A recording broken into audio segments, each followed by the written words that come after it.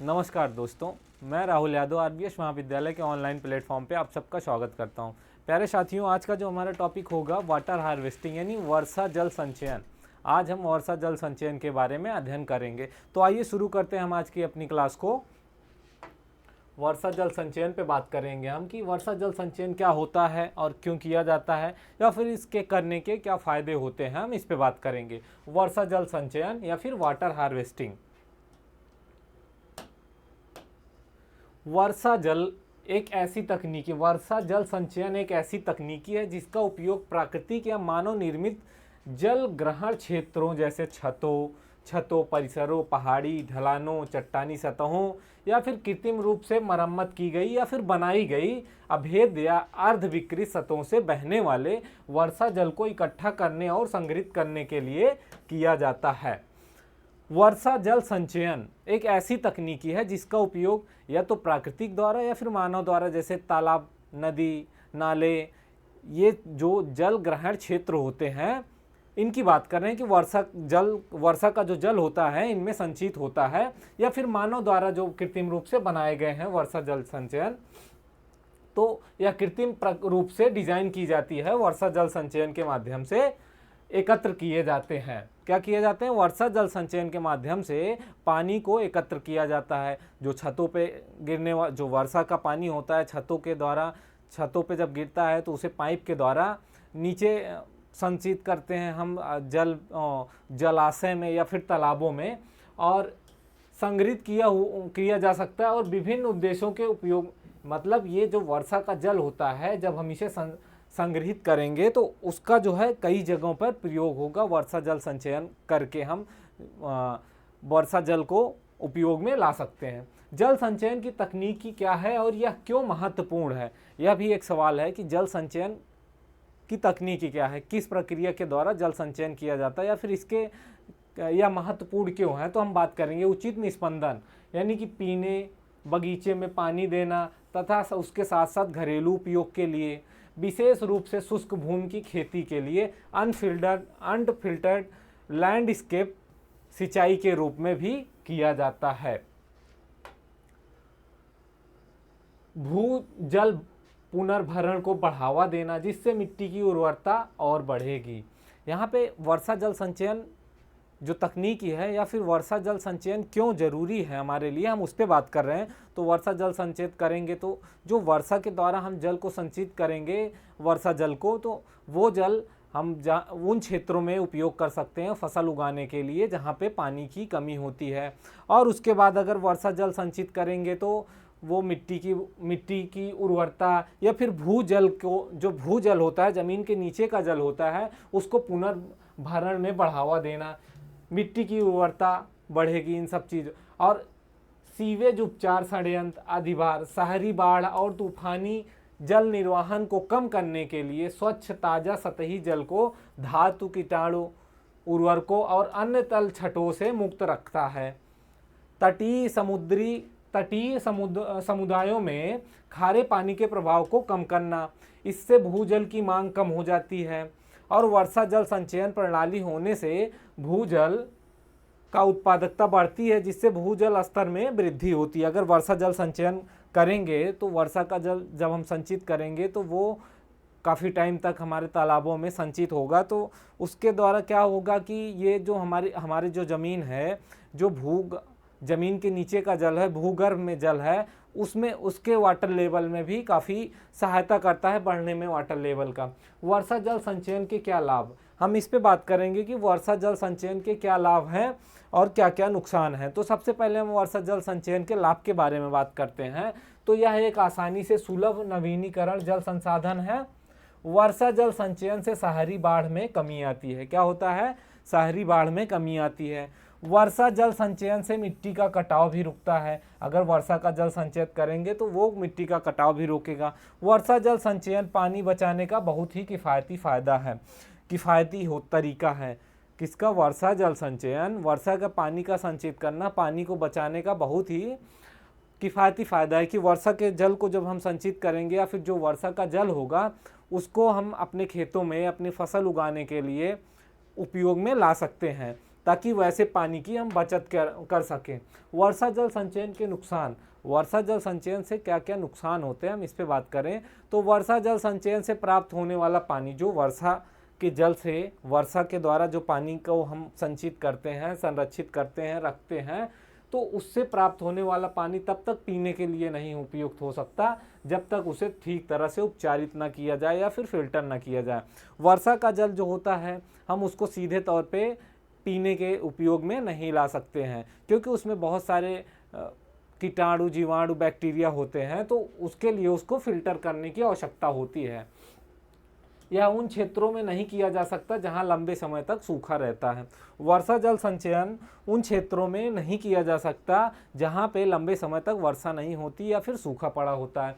किसी को भंडारण सुविधा ठीक से बनाए रखना होगा, अन्यथा इसके परिणाम स्वरूप पानी प्रदूषित हो सकता है। ये कीड़ों के लिए भी प्रजनन स्थल, ये जो पानी को भंडारित करेंगे हम, उस पानी को किसी न किसी रूप में हमें ठीक से संचित करना पड़ेगा, क्योंकि बहुत दिनों तक अगर हम उसको संचित करेंगे, बहुत दिनों तक उस पानी को हम रखेंगे, तो उसका यह नतीजा होगा कि उसमें कुछ कीड़े भी, कीटाणु, कीड़े उत्पन्न होने लगते हैं। तो इन सब चीज़ का भी विशेष ध्यान रखना होगा। वर्षा जल संचयन तकनीकी, वर्षा जल संचयन तकनीकी क्या है? तो वर्षा जल संचयन की दो तकनीकी होती है, एक तो सतही अपवाह संचयन, दूसरा है छत अपवाह संचयन। हम दो तरीके से वर्षा जल संचयन को कर सकते हैं। सतही अपवाह संचयन की बात करें तो यह तकनीकी महानगरीय क्षेत्रों में जहाँ सबसे अच्छा काम करता है। कहाँ पे? उन क्षेत्रों में, महानगरीय क्षेत्रों में सतही वर्षा जल संचयन अच्छे से कार्य करता है, जहाँ पे बारिश के दौरान जमीन के नीचे बहने वाले वर्षा जल को एकत्रित किया जाता है और एक विशेष जल भंडार स्थान में डाल दिया जाता है। उन क्षेत्रों की बात कर रहे हैं जहाँ जैसे शहरी क्षेत्रों में ज़्यादातर ज़मीनें जो होती हैं वो पक्की होती हैं, आरसीसी रोड होती हैं, तो वहाँ पे वर्षा का पानी हम आसानी से संचित कर सकते हैं उन क्षेत्रों का, क्योंकि वहाँ पे मिट्टी के द्वारा वर्षा का पानी बिल्कुल ना मात्रा में सोखा जाता है, तो वो पानी इकट्ठा कर सकते हैं हम आसानी से।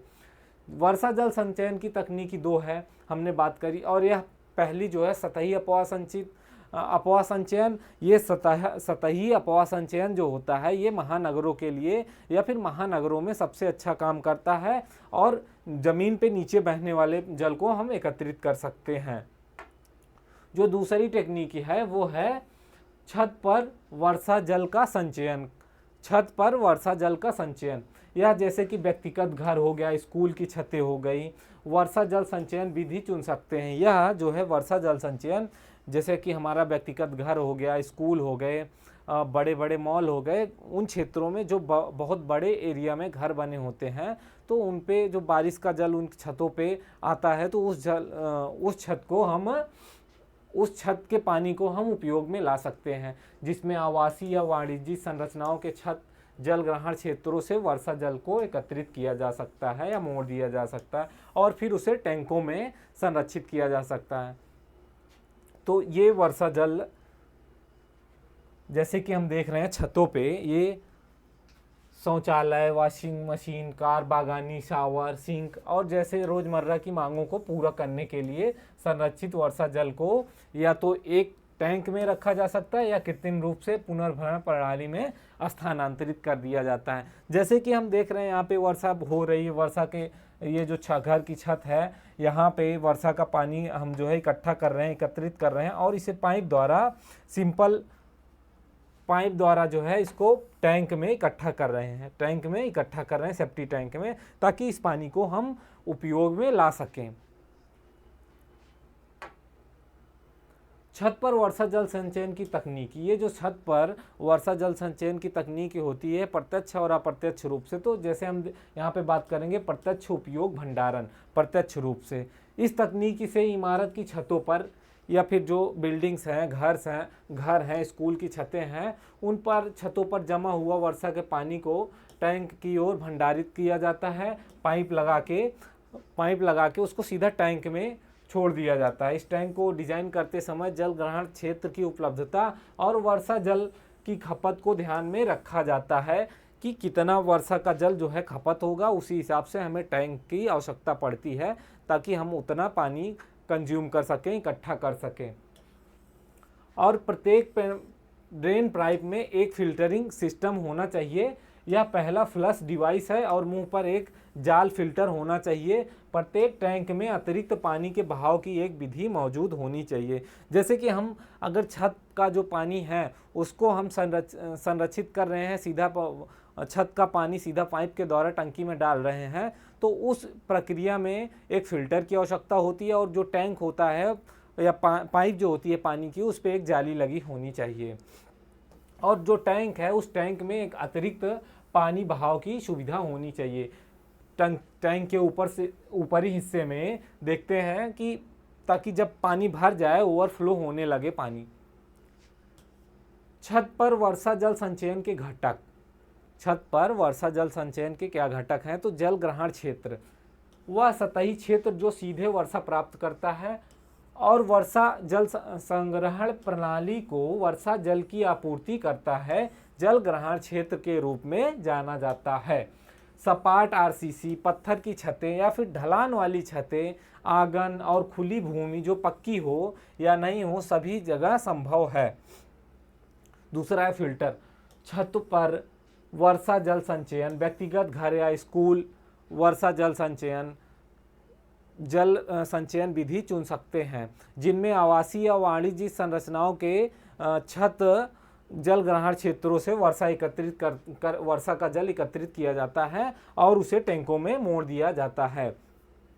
तो हमने आज ये जानने की कोशिश करी या फिर जाना कि वर्षा जल संचयन क्या है और इसे किस प्रकार से संरक्षित करते हैं या वर्षा के जल को इकट्ठा करते हैं। तो वर्षा का पानी जो होता है, या तो हम उन क्षेत्रों में, महानगरों में जहाँ पे भूमि के जो ज़मीन है, ज़मीन के एरिया पे सतही जो पानी बह रहा है उसको हम इकट्ठा कर सकते हैं, या फिर छत पे बारिश का पानी जो छत के द्वारा इकट्ठा होता है उसे सीधा हम टैंक में डाल सकते हैं पाइप और फिल्टर की सहायता से। उसको फिल्टर करके बाद में उस पानी को हम शौचालय में, वॉशिंग मशीन में, तमाम रोज़मर्रा में उपयोग कर सकते हैं।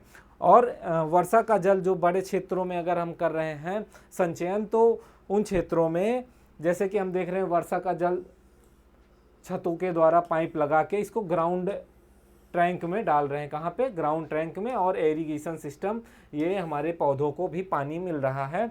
और देखते हैं हम बहुत जगह पे वर्षा के पानी को संरक्षित करने के लिए वर्षा का पानी जो छतों के द्वारा जो पानी होता है उसे सीधा ज़मीन में कनेक्ट कर देते हैं। पुराने ट्यूबवेल में, कुएं में, बोरवेल में, पुराने में, उसमें भी डाल देते हैं ताकि वर्षा का जो भूमिगत जल स्तर है उसमें वृद्धि हो सके और पानी की कमी ना हो सके। इस प्रक्रिया के द्वारा भी हम वर्षा के पानी को या फिर रेन वाटर का हार्वेस्टिंग कर सकते हैं या फिर संरक्षित कर सकते हैं। हमारी आज की क्लास यहीं पे ख़त्म होती है। मिलते हैं हम अगली क्लास में एक दूसरे टॉपिक के साथ। जय हिंद।